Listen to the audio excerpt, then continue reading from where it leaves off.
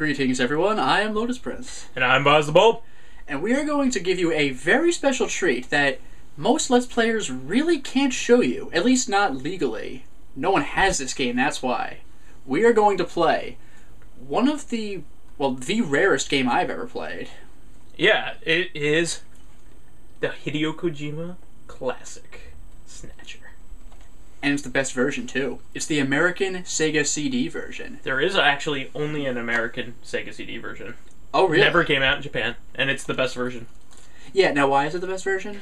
It's the best version because there are later versions of the game, like it was re-released, but there was a PlayStation version, for instance, but it had 3D graphics and 3D rendered cutscenes, and they don't look very good, whereas all the cutscenes in this are pixel art and beautiful, lavish pixel art, and earlier versions don't have as many colors, and also it has the ending, which the original version of Snatcher on the MSX computer actually only had half of the story, so... in Japan, the whole story was released on the PC Engine or the TurboGrafx CD. However, the Sega CD version has Justifier support, which is the light gun, and it looks better.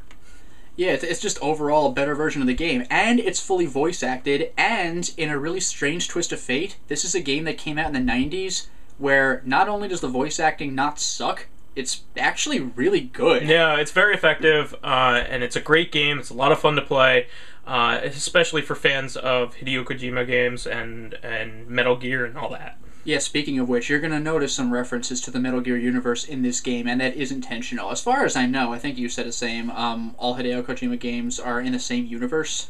Actually, kind of all Konami games, sort of. Because Konami games are historically self-referential. There's a lot of references to other Konami games in Konami games. It's just always the way they are. Now, one thing you should be aware of before we start playing is that, and if you saw my Corpse Party Book of Shadows Let's Play, then this is going to be repeated information, but this is a visual novel game. This is not the kind of game where you're waiting for the dialogue to end so we can get to the gameplay. That is the gameplay. Think of it kind of like Phoenix Wright. The gameplay is making dialogue decisions, or choosing where to go, who to talk to. The real meat of the game is watching the conversations and the plot play out. That's the stuff you actually want to see. Yeah, you play it for the story. I mean, there's not much different about it than like a movie, let's say. That's why this is great for Let's Play, because basically if we go through all the text options, it's very much just like a movie anyway.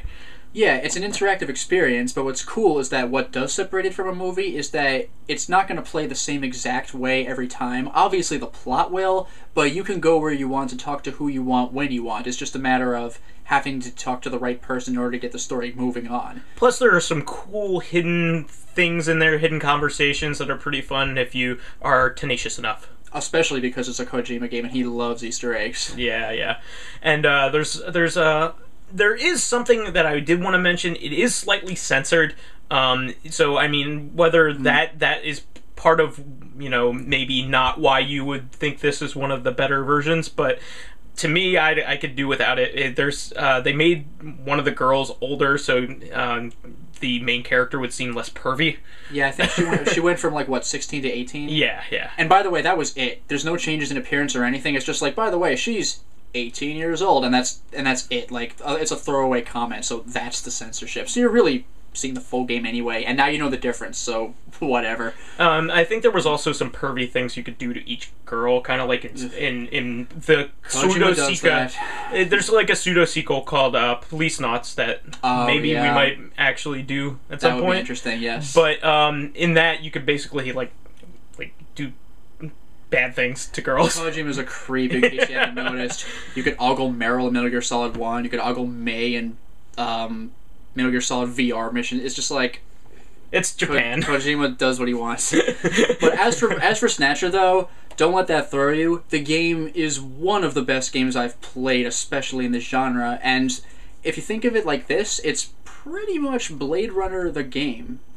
Yeah, I mean, it's excellent. There are lots of movie references. There's Blade Runner references. There's Terminator references. There's also, I mean, even the name Snatcher is a play off of Revenge of the Body Snatchers. So, Invasion of the Body Snatchers. You know, whatever. That's what they do. Yeah, there's also some other references to other cyberpunk works, such as Neuromancer by William Gibson, and Do Androids Dream of Electric Sheep, which was the book that inspired Blade Runner, which inspired Snatcher. Yeah, so I mean, this is a seminal cyberpunk classic. It's a noir, a neo-noir story, so it's great. It definitely plays out just like any other like private detective. It just has game, but it has a really nice Blade Runner-esque aesthetic. It's great. I think you're gonna love it. So, ready to start playing?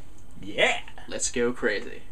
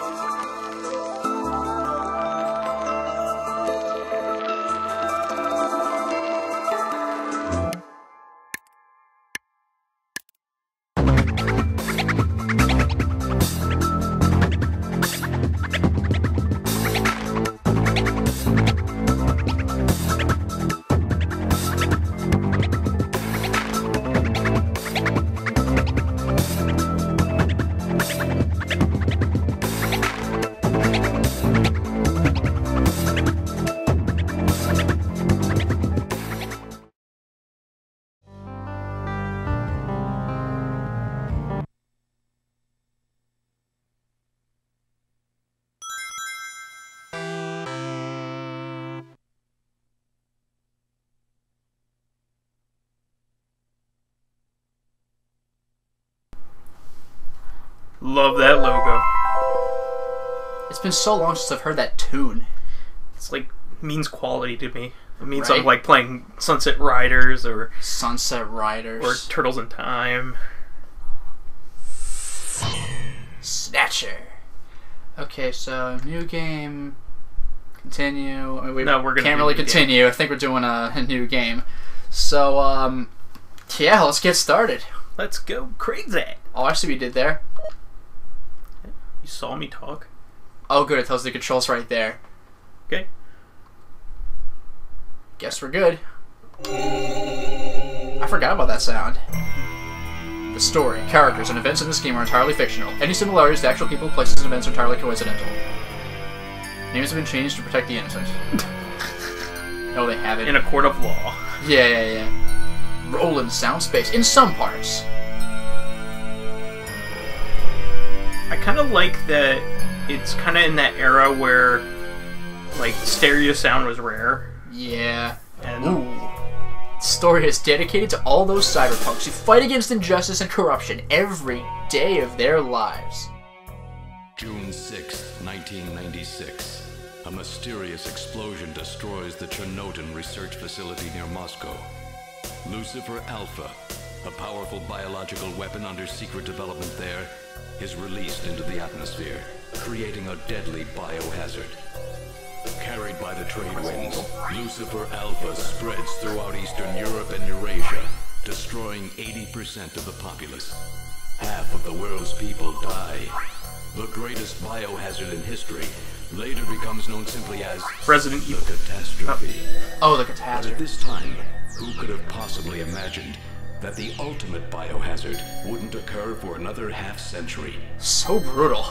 Jeez. 50 years later, mankind faces its greatest crisis. The appearance of a mysterious android life form. Its purpose and origin are unknown. Is it a new form of weapon? Plane Or crash. perhaps an invasion from This some screen other is world? very famous because of how Appear to colorful it invent is. killing humans and infiltrating society by taking the place of their victims. Employing an artificial skin, they can sweat so cool. and even bleed. Part organic, part machine. They're almost impossible to distinguish from those they This kill. is essentially the beginning of Blade Runner, the movie. Yeah, straight up. As they steal their victims' bodies in order to take their place, these mysterious invaders become known as Snatchers. What an awesome opening. That is so cool. Like a James Bondish kind of thing right there, where he shoots shoots the the camera. screen, yeah. Damn. And I love the heavy synth. That's also very Blade Runner. Oh, yeah. I love That is unbelievable. Love that. So it turns out that the words making the game's title were functioning machines. Who knew? Japan. Dun, dun, dun, dun, dun. Looks more like Florida. I think they're wrong.